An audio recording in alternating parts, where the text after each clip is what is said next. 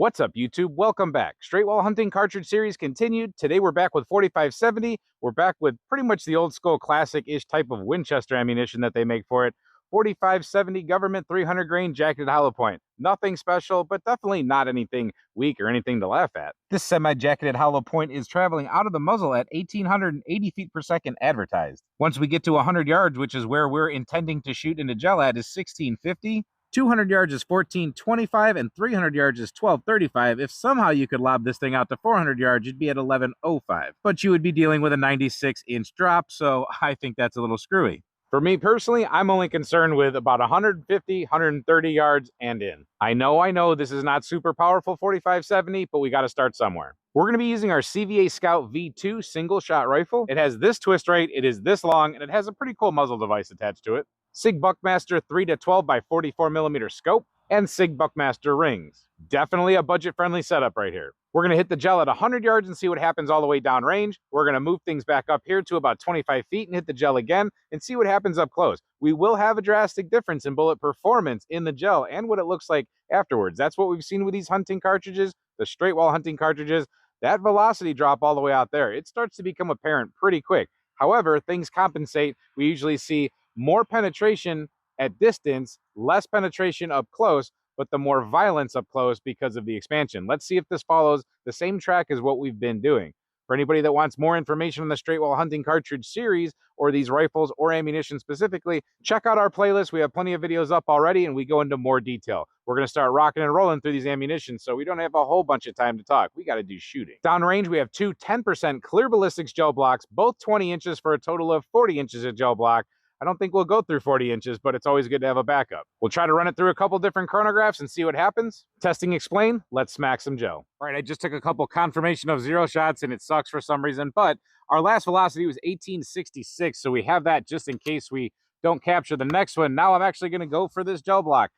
Let's see what we can do. I got to Kentucky windage it a little bit due to my deficit here at 0, but I'll try to get it for you.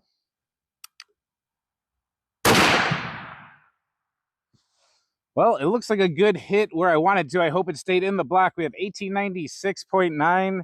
We have 1800, just flat 1800 there on the Caldwell. I'm looking through the scope, and I'm not sure, but like I said, I hope it stayed in. I had to Kentucky windage the crap out of it. I had to aim complete top and left. Let's go see what it looks like.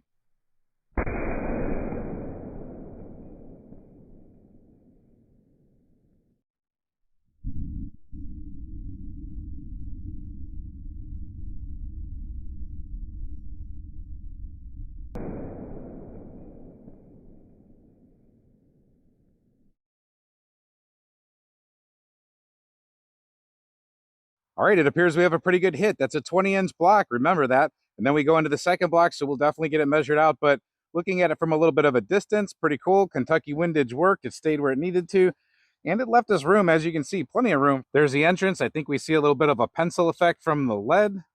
And then there's a pretty darn nice wound track down there. The block's a little bit foggy, but still good for our purposes today. That's a very controlled hollow point, long, long gun type of a wound track right there. Going into the second block, plenty of penetration, but we do have good disruption here at the beginning. Now, for a deer cartridge, I'm not sure if this is what you guys exactly want, but this is what you're going to get at 100 yards with this specific cartridge out of this specific gun. Some people want to see more catastrophic wound channel there in the beginning, but I'd say that this is pretty consistent. So depending on if it's a quartering shot or whatever you have to do, get through some shoulder, bone, this, that, this could be a really good option, actually. The dirty tape's going to show that the projectile has landed right at about 29 inches. It has a bounce back from at least 30 inches. Sometimes you can't see more bounce back if it's there, but we know we at least have a visual 30-inch penetration. So 20-inch block and then 10 more. Here's from the top. We actually have decent lighting today. You can see it lost a few. Let me try to focus in on one right there. Lost a few little pieces of lead here. A little bit there. As we go down, it just keeps shedding a little bit of itself, so it's not going to weigh the same as a final product as it did on the box. But there you go, a little bit of a gas bubble. It is backwards. The hollow point is facing opened up, but totally backwards. So again, coming in from the front, very decent wound channel all the way through.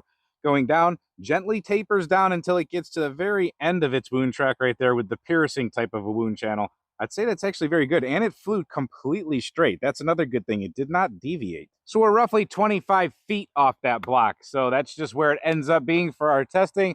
This is simulating a deer coming right across in front of you at the blind or the stand or whatever.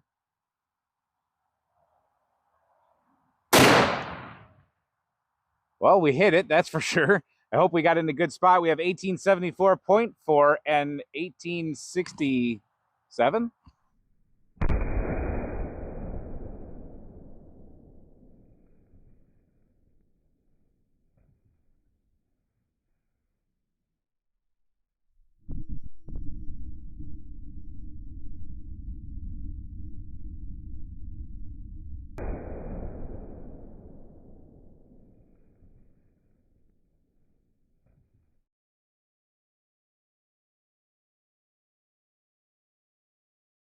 Well, okie dokie, that's an impressive trick. It flipped that block completely over, but it didn't knock it off the table like it usually does. Usually we have to go ahead and clean it up, all the mud and stuff, but it just totally flipped it over, and I think that's completely awesome. Let's get it straightened out. Let's get the tape on it, and let's take a look.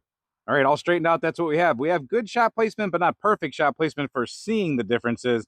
I'll try to separate it out a little bit for you here on the side view. They kind of mirrored each other. I know it's hard to see from here, but I think it's a larger effect, just kind of a similar type effect. And it takes just a little bit longer to settle down. We did increase the velocity, of course, increasing the violence when this thing hits that block. So different things happen. Now we're facing towards us. It made it pretty darn deep still for a hunting cartridge that has the potential to come apart at high velocities. We have 21.5 inches is where it's actually resting at. It has a definite bounce back from 22.25. But like I said about the other shot, we could have more of a bounce back. We just can't see it. Try to focus in on there a little bit. We'll get them dug out, of course, but you can definitely tell it's smoothed out and it's opened up for sure. We have the other one landed way ahead of it, but we didn't have as much expansion on the front, I'm sure. We had less velocity out there, less expansion, therefore more penetration. We trade that off when we come up closer. We get more violence towards the beginning, and we lose penetration. So looking from the top on these particular shots is actually a good way to look at it. That's a good comparison side by side. I'll try to get my shadow out or in completely. But you can see they pretty much did do, like I said, the same thing all the way down, just did it a little bit differently. One had a little bit more violence towards the beginning, but the other one completely dove deeper. All right, here's our shot from 100 yards. Here's our shot from like 20 or 30 feet. So big difference. We had a lot more velocity at mushrooming out that bullet. Big time was allowing the brakes to stop that thing early in the gel block compared to this one. This one was able to keep pushing through, obviously, because it doesn't have so much frontal area. You can see that this one right here is still just a little bit concave here in the middle, where this one went ahead and did the full expansion to the point that it's mushroomed. It's very evident from the side view, a lot of mushrooming. The post has been shortened up, slightly curled over, but actually pushed down and, mushed. This one, not so much. We have a whole bunch of core left, and we haven't even got past the cannular as far as the curling. From the bottom also tells the tale very good. You have the copper petals pushing back. The lead's still sticking to it, but this one has nowhere near the curl. Going ahead and measuring it for weight retained, we have 240 grains, and that's out of 300, so it did lose some weight along the way. The wind's blowing out here, so the scale is going to jump a little bit, but the one that didn't lose so much weight is going to come in at 261, so still a significant loss, I guess. It just looks totally different. The one at 100 yards comes in at 0.593 inches, and the widest way I can measure the up-close shot was 0.744 inches. Well, there you go. There's the information. Use it as you see fit. I personally think it's a very good deer cartridge. It's not super powerful, but it's definitely more than capable. A new shooter or someone new to 4570, maybe especially out of a single shot that has no recoil mitigation systems involved in it, other than a butt pad or some extra padding, this might be a really good option for you to get into 4570. You can get much hotter stuff, and trust me, we're going to show it to you. A lot of people will say that this is weak sauce 4570 ammunition, and you could be totally right. However, I wanted to start with this one as a baseline. Let us know in the comments what you think about 4570, this test, the straight wall cartridge series, whatever. Thank you for watching this video. Hope to see you at the next one, and until then, stay safe, have fun, and keep shooting.